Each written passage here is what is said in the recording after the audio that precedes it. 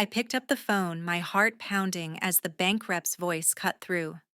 Ma'am, we've flagged unusual activity on an account linked to your name. Transfers totaling $50,000 to a business under Isla Quinn. That name hit like a slap my sister, the one my parents always put on a pedestal. I demanded details, and as she read off the logs, it all clicked. This wasn't some mix-up. It was betrayal, plain and simple. I'm Fiona Quinn, 32, a software engineer from Baltimore, Maryland. I'd built my career from scratch coding apps that turned into a mid-sized startup success. But digging into those bank records that night, I uncovered the real mess. Years back in college, I'd shared an early code prototype with my sister during a rare family visit. She was the golden one, always getting the praise while I scraped by.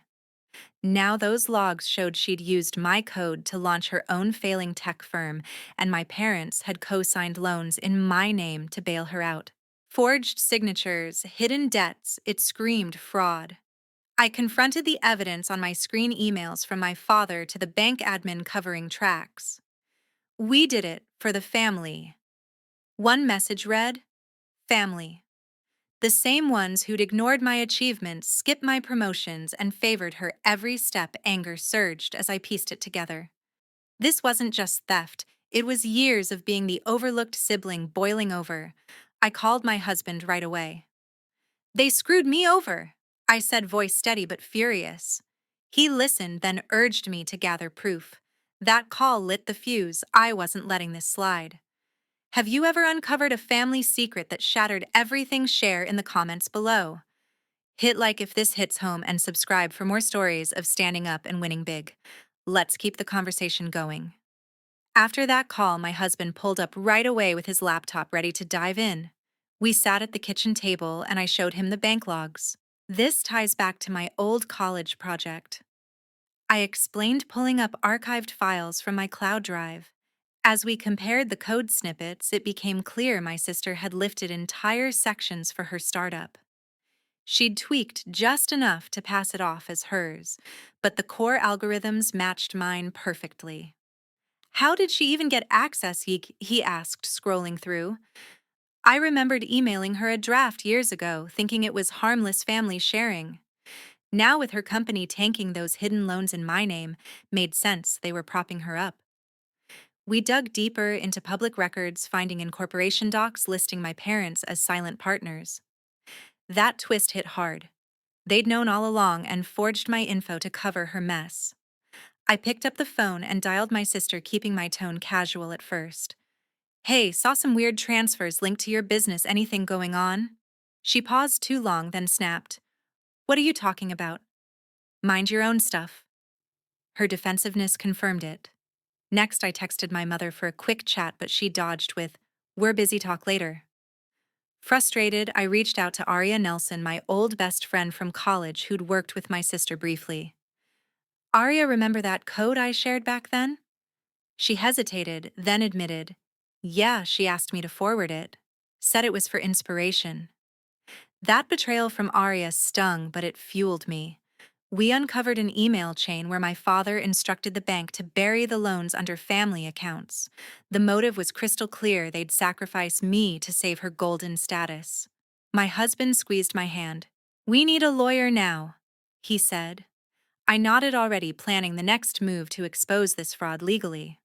The next morning, I scheduled a midweek family dinner at my parents' place, framing it as a casual catch-up to avoid suspicion. My husband backed me up, suggesting we bring printed evidence to keep things factual. On the drive over, I reviewed the lawyer's initial advice. He'd confirmed we could pursue a civil lawsuit for identity theft and intellectual property infringement, based on the forged loans and code matches. Stick to questions first, he had said over the phone. Get their reactions on record if possible. I slipped a small recorder into my bag, knowing Maryland's one-party consent law allowed it for personal use. When we arrived, my sister was already there, chatting with my mother about her latest business pitch. My father greeted us stiffly and we sat down to eat. I waited until everyone had plates full before dropping the first hint. So, about those transfers I mentioned, Turns out they're linked to loans in my name. My sister froze fork midway. What? That's ridiculous, she shot back. The tension spiked as I pulled out the bank statements, laying them on the table. These show $50,000 funneled to your company, signed with my info. My mother glanced at my father, her face paling. Honey, there must be a mistake, she said weakly. But my sister jumped in, voice rising. You're accusing us after all we've done for you. I pressed on, revealing the code comparisons next. And this your app's backend is my old prototype. You took it without asking. My father cleared his throat. We thought it was just helping the family. She needed a boost. That admission cracked open the floodgates. My husband interjected calmly. Boost, this is fraud. We've already consulted a lawyer. My sister slammed her hand down. You wouldn't dare sue your own blood, I met her glare. Watch me. You've been riding on my work while they covered for you. Then came the twist. My phone buzzed with a call from Victor Uribe, my jealous colleague who'd been eyeing my projects. Victor here, he said when I answered on speaker. Your sister contacted me last week offering cash to sabotage your code repo. I turned her down and recorded it. Victor's revelation hung in the air, amplifying the chaos. That's a lie, my sister yelled, turning to my parents for support. My mother stammered, we didn't know about that. But my father shifted uncomfortably. She mentioned needing leverage, but I told her no. I seized the moment, demanding answers. Leverage, so you all planned to drag me down if I pushed back. My husband pulled up the email chains on his tablet, showing their attempts to bury more debts. This goes beyond loans. It's systematic. My sister lunged for the device, but he pulled it away. Back off, he warned. I stood up, voice firm. You've treated me like the backup plan my whole life. Now, with proof of bribery and theft, we're filing tomorrow. My mother tried to defuse. Let's talk this out as a family. But I shook my head. Family doesn't steal and lie. The argument escalated with my sister accusing me of jealousy. You've always been second best, she spat. I countered, no, I've built my success without stepping on anyone. As accusations flew, another twist emerged when my father confessed more. We used your name on a second loan last month, $20,000 to keep her afloat. My husband recorded every word, noting it strengthened our case for aggravated identity theft under federal guidelines. That's criminal, he said flatly. My sister broke down, pleading, don't do this, we'll pay it back. But I wasn't buying it. Too late, you've crossed lines that can't be uncrossed. My mother wept quietly, begging for forgiveness. We just wanted her to succeed. I gathered the papers. At my expense, no more. We left amid shouts, my sister threatening to cut ties. In the car, my husband reviewed the recording. This is solid evidence for the lawsuit. I agreed, already emailing the lawyer updates. The dinner had exposed their web of deceit, turning my resolve into action. Back home, I forwarded Victor's recording to the lawyer, who praised the added bribery angle as key for a stronger claim. We can seek injunctions to freeze her assets, he explained. My husband and I discussed next steps over coffee, focusing on protecting our finances first. I blocked my family's numbers temporarily to avoid harassment, knowing Maryland law protected against retaliation in fraud cases. The confrontation had revealed how deep their favoritism ran. They'd even discussed in texts uncovered later, using my credit for her legacy.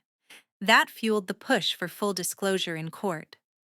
The lawyer called first thing the following day, eager to build on the new recordings. This bribery attempt from your sister adds extortion to the mix, he said during our video meeting. My husband joined, noting how Victor's input tied into the intellectual property claim. We outlined the strategy: file a civil complaint in Baltimore County Court for fraud, seeking damages up to $100,000, plus injunctions against further use of my code. We'll request a preliminary hearing to freeze her business accounts, he explained. I provided affidavits from my app dev team confirming the prototype's origins, all notarized that afternoon. Meanwhile, my sister bombarded my voicemail with threats. Drop this or you'll regret it, one message snarled. I saved them as evidence, forwarding to the lawyer under Maryland's electronic harassment statutes. My mother texted once asking to meet privately, but I declined. Not until court, I replied curtly. The prep intensified when we subpoenaed bank records through the lawyer's channels, revealing layered transactions. Those subpoenas uncovered a fresh twist. My parents had routed an additional $30,000 through a joint account I'd forgotten about from my early 20s, listing it as collateral for my sister's ventures. They claimed it was a gift. The lawyer read from the docs. My husband slammed the table. Gift, that's straight up embezzlement. We cross-referenced with tax filings, spotting discrepancies that could trigger an IRS audit if escalated.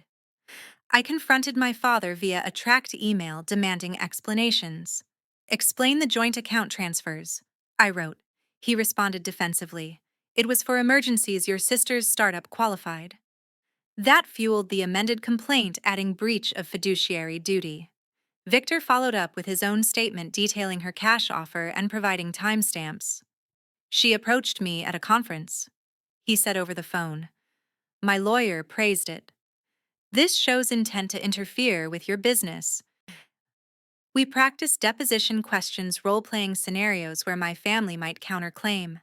Stay factual, my husband advised during one session. With the filing date set for next week, I hired a forensic accountant to trace every penny, complying with discovery rules. The report flagged unauthorized credit inquiries in my name dating back 5 years. Your parents authorized them, the accountant confirmed in our call. That revelation sparked more family fallout. My sister emailed a desperate plea. Let's settle out of court, I'll split the company. I laughed it off with my husband. Too bad she's not getting away easy. We drafted a response through the lawyer rejecting any deal. My mother called then, voice shaky. This will ruin us all. I cut her short. You chose sides long ago. The lawyer filed for a temporary restraining order to halt her app operations, citing imminent harm to my startup. Victor's evidence sealed it, and the judge granted it preliminarily based on affidavits. As we finalized exhibits, another layer emerged when the accountant linked my sister's firm to offshore accounts funneled through my parents' retirement fund. This could involve wire fraud, he warned, advising a report to federal authorities if needed. My husband researched precedents, finding similar cases where family IP theft led to treble damages. We're aiming high, he said. I met with the lawyer in person to sign the complaint, reviewing clauses for accuracy. Include the extortion count, I insisted. He nodded. It'll stick. My sister tried one last contact, showing up unannounced at my office, but security turned her away per my instructions. Tell her to wait for the summons, I told the guard. Back with my husband, we mapped out potential countersuits, preparing defenses against any defamation claims. The buildup peaked with a strategy call involving Victor and the accountant. Her bribery tape is gold, Victor said. We synced timelines, ensuring no gaps in the chain of custody for evidence. My lawyer submitted the full packet to the clerk, starting the clock on service. They'll be served by process server tomorrow, he confirmed. I blocked further family attempts at contact, focusing on shoring up my company's defenses against any backlash. The twist with the retirement fund added urgency. We petitioned for an expedited hearing to prevent asset dissipation. My husband handled the home front, fielding a call from my father. He wants mediation, he relayed. I shook my head. No deals. Let the court decide. The process server delivered the summons the next afternoon, catching my sister at her office amid a staff meeting. She called immediately after, her voice hysterical over the line. What the hell, you're really suing us? I kept it brief. You left me no choice after the theft and bribes. My lawyer had coordinated with local authorities to ensure service complied with Maryland rules, including affidavits of delivery. We monitored her company's online presence, noting sudden layoffs announced on their site. My husband tracked public filings, spotting her emergency motion to dismiss. Its weak lacks grounds, he said after reviewing. The judge denied it swiftly in a virtual session, citing our evidence of ongoing harm. Victor testified remotely in the preliminary hearing, recounting her offer, verbatim. She said, "Make it look like a glitch," he stated under oath. That swayed the court to extend the restraining order, shutting down her app servers temporarily. My parents filed a separate plea for intervention, claiming undue hardship, but the judge rebuffed it as irrelevant. Their counter-arguments crumbled when we presented the forensic report in full during discovery exchanges. My sister tried deposing me first, her attorney grilling about shared family resources. "Didn't you consent to the loans?" he asked. I fired back with dates. "No, I wasn't even consulted." The twist hit during my father's deposition. He admitted under questioning that they'd altered old family trusts to siphon funds, naming my sister as sole beneficiary without my knowledge. "We figured she'd handle it better," he mumbled. My lawyer pounced. "That's trust fraud, violates probate laws." We amended the suit on the spot, adding that count with court approval. My mother broke ranks in her statement, emailing a partial confession. "We pressured her into the bribery." It read. I forwarded it immediately, strengthening our position. Victor's follow-up affidavit detailed her follow-through attempts, including a fake account hack he traced back to her IP. The judge ordered mediation, but we refused, pushing for summary judgment on key claims. Mediation fell apart when my sister showed up with a last-ditch offer to repay $20,000 up front. "Take it and drop everything," she demanded across the table. My husband shook his head. "Not enough damages are triple that." The mediator urged compromise, but I laid out the trust's alteration proof. "This voids any deal." She stormed out, yelling, "You'll destroy the family." Back in court, we won partial summary judgment on the IP theft, awarding me ownership rights to her app's code. The financial claims proceeded to trial, with the judge fast-tracking due to fraud elements. My parents attempted a side agreement, calling late one night. "Sign over the trusts and we'll testify against her," my father proposed. I hung up, reporting it as witness tampering to the lawyer. Victor alerted us to her trying to sell company assets quietly, prompting an emergency injunction we filed and got granted overnight. Trial opened with opening statements our side, highlighting the pattern of deceit. My sister took the stand first, denying everything until cross-exam. "Explain these emails." My lawyer pressed, projecting the chains. She stammered. It was a misunderstanding. The jury wasn't buying it. Victor's testimony sealed her fate, playing the bribery recording with court permission. "That's her voice," he confirmed. My parents testified reluctantly, their stories conflicting. My mother admitted the trust changes while my father downplayed them. "Just paperwork," he claimed. We countered with expert analysis showing deliberate fraud. The closing twist came from bankrupts subpoenaed as witnesses. They revealed my sister had applied for more loans, post-summons using forged docs again. "Felony level, T," the judge noted, referring it to prosecutors. The jury deliberated briefly, finding in our favor on all counts. Damages awarded hit $150,000 plus legal fees and punitive measures. The court ordered her company dissolved, with assets liquidated to pay me first. My sister appealed immediately, but the judge denied bond pending review. "Flight risk," he ruled. My parents lost their intervention bid, facing separate scrutiny from the IRS alert we triggered legally. Victor got a bonus from my firm for his help, calling to thank me. "Glad I dodged that bullet," he said.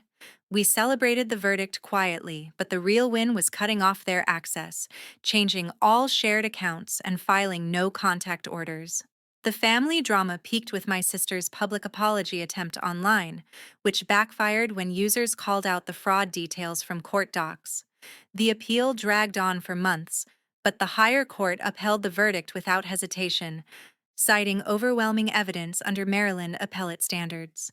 My sister lost her final bid, forced to liquidate remaining assets through a court-appointed receiver. I stepped in as the primary creditor, buying out her company's intellectual property at auction for a fraction of its value, $40,000 total. My husband handled the transfer paperwork, integrating the salvaged code into my startup legally. "This boosts our edge," he said during the signing. Victor collaborated on the merger, suggesting tweaks to avoid old flaws. "Her mess becomes our gain," he noted in a team call. My parents faced IRS penalties after the audit confirmed unreported transfers, hitting them with back taxes exceeding $70,000. They sold off investments to cover it, pleading via a lawyer's letter for help. "Family should forgive," it read. I rejected it outright, citing the no contact order still in effect. Their desperation peaked when my father bypassed the order with a burner phone call. "We have one last thing to say," he started. I recorded it per legal advice. The twist unfolded as he revealed they'd hidden a life insurance policy in my name, cashed out early to fund my sister's failed expansions, another $15,000 gone. "We thought you'd never notice," he admitted. My lawyer jumped on it, filing a supplemental claim for conversion of assets. "This qualifies as elder abuse reversal, but in your favor," he explained. "We won that round too, with the court ordering restitution directly from their accounts." My sister reacted by posting veiled attacks on social media, but users flagged them, leading to platform bans. Victor tipped me off to her attempts. "She's digging deeper," he warned. I reported the posts as harassment, resulting in a civil protection extension. My husband and I celebrated by expanding my firm, hiring new devs from her laid-off staff. The family splintered further when my mother mailed a package of old documents, hoping to sway me. Inside were altered bank statements showing they'd funneled even more $10,000 from a forgotten college fund. "Proof we cared," her note claimed. Instead, it backfired. My lawyer used it to secure a gag order preventing public comments. "Violate it and face contempt," the judge warned in the hearing. My sister violated it anyway, emailing reporters anonymously, but traces led back to her IP. Prosecutors charged her with obstruction, adding probation to her woes. Victor testified again, solidifying the case. "She won't quit," he said afterward. My parents distanced themselves publicly, issuing a statement disowning her actions, but I saw through it as damage control. My husband blocked their final outreach. "We're done," he told them in a relayed message. With the dust settling, I restructured my company, rebranding the acquired tech as a premium feature. Sales spiked, netting an extra $200,000 in the first quarter. Victor earned a promotion for his loyalty, leading the integration team. "Thanks for the trust," he said at the launch meeting. My parents' financial hit forced them to downsize, moving to a smaller place while dealing with liens. They tried one more appeal through a family friend, but I ignored it. The ultimate twist came from court-mandated disclosures. My sister had involved a cousin in the schemes, leading to his own fraud probe. "Karma's catching up," my husband remarked. We focused forward, donating a portion of the damages to a nonprofit for identity theft victims, all tax-deductible. The closure felt complete when the final payment arrived via wire transfer, covering all awarded sums. My sister declared bankruptcy shortly after, her credit ruined for years. Prosecutors dropped minor charges in exchange for community service, but the stigma stuck. My parents retired early under strain, their social circle shrinking. Victor and I co-authored a white paper on code security, turning the ordeal into industry advice. "Lessons learned," he quipped in the abstract. My husband and I planned a quiet getaway, leaving the chaos behind. The family's attempts at reconciliation fizzled, sealed by my firm no-response policy. With the getaway behind us, my company thrived under the new structure, landing major contracts that doubled our revenue stream. Victor spearheaded a security overhaul, implementing protocols based on the exposed vulnerabilities. "No more backdoors," he declared in our quarterly review. My sister hit rock bottom when probation terms barred her from tech roles, forcing a career pivot to unrelated consulting. She reached out through a mutual contact begging for a reference. Just this once, the message relayed. I declined, flatly enforcing the protection order. Prosecutors expanded the cousin's probe, uncovering his role in laundering small sums $5,000 through her accounts leading to his plea deal. My parents now audited fully liquidated more holdings to settle fines, their pleas for reconciliation ignored. My husband fielded their last attempt a mailed check for partial repayment. Return to sender, he instructed the post office. The family unit dissolved with public records showing their estrangement filings. The fallout rippled when my sister's former employees sued her for unpaid wages, citing the liquidation mess. We have proof of withheld pay, one lead plaintiff told Victor during a networking event. He shared the update with me. It's piling on. I monitored the case filings online, seeing how our evidence bolstered their claims under labor laws. My parents testified against her in that suit, exposing more discrepancies in shared finances. She handled the books, my father stated in transcripts. That backstab deepened the rift with my mother calling anonymously. We've cut her off, she whispered. I hung up without response. Victor and I launched a joint webinar on fraud prevention, drawing industry attention and boosting my firm's profile. Your story inspires, attendee messaged afterward. My husband suggested using the windfall for expansion, hiring specialists to scale operations. As ties severed permanently, a final twist surfaced from the cousin's deal. He implicated my parents in minor complicity, triggering probation for them too. They knew about the laundering, court docs revealed. Fines mounted to another $25,000, pushing them toward assisted living arrangements. My sister vanished from professional circles, her LinkedIn deactivated. Victor got headhunted but stayed loyal. We're building something solid here, he said over lunch. I donated excess damages to legal aid groups aiding similar victims through structured grants. My husband and I hosted a team event to mark the milestone, toasting growth. To new beginnings, he proposed. The family's silence held their attempts at contact ceasing under legal pressure. In the end, I stood stronger, my startup valued at over $1 million post-merger. My sister faced ongoing scrutiny from creditors, her bankruptcy discharge denied due to fraud findings. My parents adapted to reduced circumstances, their community involvement curtailed. Victor co-founded a subsidiary with me, innovating tools from the reclaimed tech. This is payback done right, he joked in a strategy session. My husband supported every step, our bond unbreakable. The ordeal taught me that true family builds you up, not tears you down. Betrayal erodes trust forever. If you've dealt with family betrayal, know your worth isn't defined by them. Stand firm, seek justice, and surround yourself with real support. Thanks for following this journey. Share your experiences in the comments, like if it resonated, and subscribe for more empowering stories. Let's connect and rise together.